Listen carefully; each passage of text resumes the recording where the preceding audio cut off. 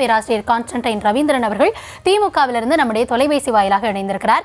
Sir வணக்கம். இணைப்பில் வந்தமைக்கு முதல்ல நன்றி. திரு மோகன் பகவத் அவர்கள் பேசியிருப்பது 75 வயதை தாண்டிருச்சு அப்படின்னா அரசியல்வாதிகள் ஓய்வு பெற்றிருங்க, பின்னாடி வரவங்களுக்கு வழிவிடுங்க அப்படின்ற ஒரு பேச்சை முன்வைத்திருக்கிறார். இதற்கு பல தரப்பிலும் பல கருத்துகள் பகிரப்படுகிறது. முதல்ல உங்கள் தரப்பு கருத்து என்ன அப்படின்றத தெரிஞ்சுக்க விரும்புகிறோம்.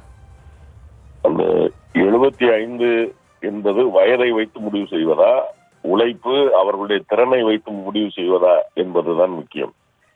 சில பேரால் 75 வயது கடந்தும் உழைக்க முடியும், சில பேரால் 50 வயதிலே முடங்கி போவார்கள்.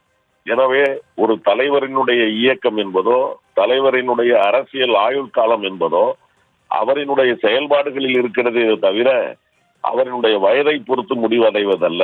கொள்கையிலே, தத்துவத்திலே, அரசியல் இயங்கியல் கோட்பாட்டிலே இயங்கி கொண்டிருக்கிறவர்கள் ஒரு வயது என்று நாம் தீர்மானிப்பது சரியாக இருக்குமா என்று தெரியாது.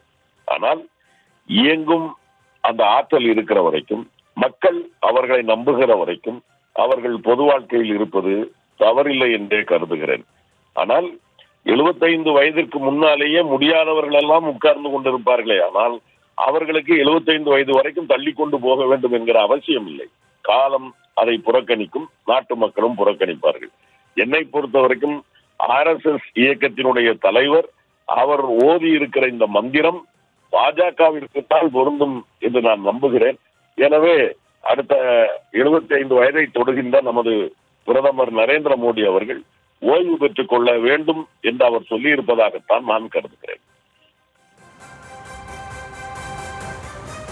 சார், இன்னொரு புறம் திரு சஞ்சய் ராவத் அவர்கள் என்ன சொல்லியிருக்காங்க அப்படின்னா, அத்வானிக்கும் முரளி மனோகர் ஜோஷி போன்றவங்களை எல்லாம் வயத காரணம் காட்டி தானே ஒதுக்குனீங்க, அப்போ இதே நடைமுறை மோடி அவர்களுக்கும் பொருந்துமா அப்படின்னு ஒரு கேள்வி எழுப்புறாரு.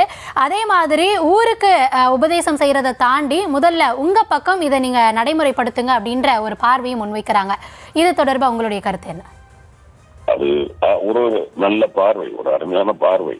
என்னை பொறுத்த வரைக்கும் அவர்கள் இன்றைக்கு இதே பாரதிய ஜனதா கட்சி ஆட்சியில் உட்கார்ந்து இருக்கிறது என்று சொன்னால் எனக்கு தெரிந்து 2 பேர் அதிலே மிக முக்கிய பங்கு வகித்தவர். ஒன்று ஐயா அடல் பிகாரி வாஜ்பாய், இன்னொன்று மூத்தவர் அத்வானி அவர்கள். இது இல்லாமல் அந்த நேரத்தில் முரளி மனோகர் ஜோஷி போன்றவர்கள் எல்லாம் அதிலே உழைத்தவர்கள். ஆனால் அவர்களை எல்லாம் ஓரங்கட்டுவதற்கு உங்களுக்கு வயது காரணம் என்று சொன்னால், எந்த ஆயுதத்தை எடுத்து நாம் அடுத்தவர்களை மடக்குகிறோமோ அதே ஆயுதம் நமக்கும் திரும்பும் என்பதை பிரதமர் நரேந்திர மோடி உணர்ந்து கொள்வார் என்று நான் நம்புகிறேன்.